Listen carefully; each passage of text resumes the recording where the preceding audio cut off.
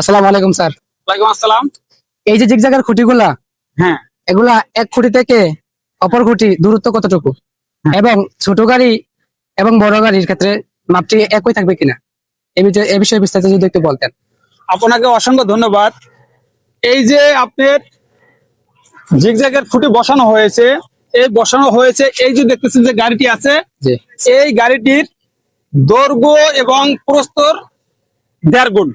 যেমন এই গাড়িটি যদি দৈর্ঘ্য থাকে 10 ফিট, তাহলে এই খুঁটি সাজানো হয়েছে এই খুঁটির থেকে ওই খুঁটির দৈর্ঘ্য 15 ফিট, মানে 1.5 গুণ। তারপরে হলো আপনার এই খুঁটি থেকে এই খুঁটির যে মাপটি আছে, এই গাড়ির প্রস্থর 1.5 গুণ। যদি আপনার এই গাড়িটির প্রস্থ থাকে 6 ফিট, তাহলে এই খুঁটি থেকে ওই খুঁটির মাপটা দেওয়া হয়েছে 9 ফিট। মূলত আপনার এই গাড়িটার আর এই মাপটা বলতে কোনো কথা নয়।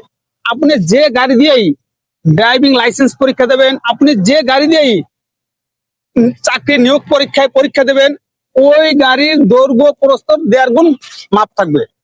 আর খুঁটিগুলো সাজাবেন কিভাবে? খুঁটিগুলো সাজাইতে হলে প্রথম ফার্স্টে এক খুঁটি থেকে আরেক খুঁটি, আরেক খুঁটি থেকে আরেক খুঁটি, মানে দৈর্ঘ্যের মাপটা হিসাব করে আগে সাজিয়ে যাবেন।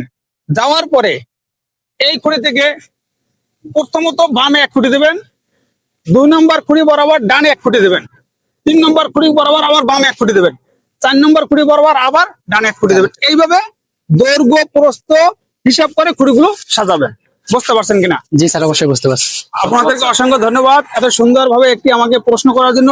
প্রিয় ভিউয়ার্স, যারা ড্রাইভিং লাইসেন্স পরীক্ষা দেবেন বা যারা চাকরিতে নিয়োগ পরীক্ষায় অংশগ্রহণ করবেন, তারা অবশ্যই এই জিগজ্যাগ শিখবেন এবং এই জিগজ্যাগ যার যার এলাকায় মাঠে ঘাটে বসেও শিখতে পারবেন।